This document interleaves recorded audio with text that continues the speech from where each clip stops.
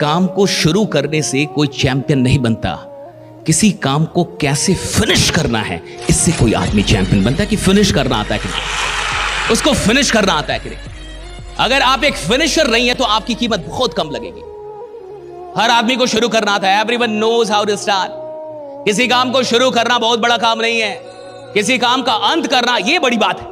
किसी धंधे को शुरू करना छोटी बात है, लेकिन उस धंधे में अंत तक जाना, राइट, उसको कहां फिनिश करना है, कहां तक लेके जाना है, दैट्स वेरी इंपॉर्टेंट।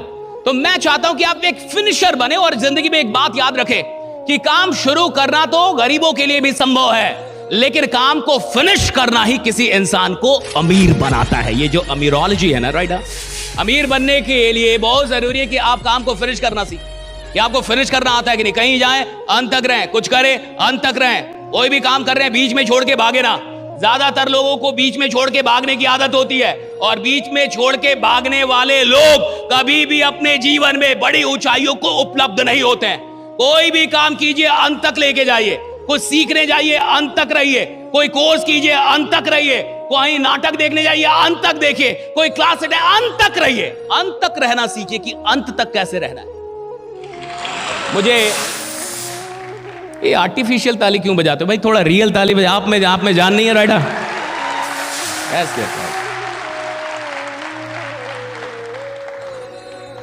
टेक्नोलॉजी की दुनिया में आदमी एक दिन इतना नालायक हो जाएगा कि सच में वो बोलेगा कि मेरे लिए कोई मशीन ताली बजाए। कहेगा मेरे दोनों हाथ बहुत। और देखिए, जब आप ये तालियां भी बजाना बड़ा जरूरी होता है, क्योंकि बहुत लोगों को नींद भी लग रही होती है, इसलिए वो बजा रहे हैं। भैया जो बजा रहे हैं वो इसलिए नहीं बजा रहे ताली, वो इसलिए बजा रहे हैं कि आदमी थोड़ा डर जाए, उसकी थोड़ी नींद टूट जाए। और मैंने सुना है कि रात में खाने की भी व्यवस्था है, शायद। सच में है या शायद में है? हाँ, सच में है। तब तो आप दिख रहे हैं। ये क्लैरिटी जो है ना, जब इंफॉर्मेशन क्लियर होता है ना, मजा आ जाता है साहब। देखिए, जिसके पास क्लियर इंफॉर्मेशन होगा ना कि खाना मिलने वाला है, यानी पूजा के बाद प्रसाद मिलेगा, वो आदमी बढ़िया ढंग से पूजा करेगा कि भाई प्रसाद की व्यवस्था है, उसको पता है। और मान लीजिए कोई कंफ्यूज है कि नहीं है, तो वो कई बार बाहर चला जाएगा कि कुछ हो रहा है भाई कि नहीं हो रहा है, दिख रहा है कुछ, राइट? भारत का आदमी क्या चाहता है? भारत का आदमी चाहता है कि कोई उसकी लॉस का गारंटी ले ले। मतलब ये नहीं चाहता कि प्रॉफिट हो। नहीं सर, भारत का आदमी इतना भी लालची नहीं है। गलत इल्जाम ना लगाया जाए। पूरी दुनिया की नजर किस पे? भारत पे। ऐसे सारे सिस्टम की नजर कहां पे है? भारत पे।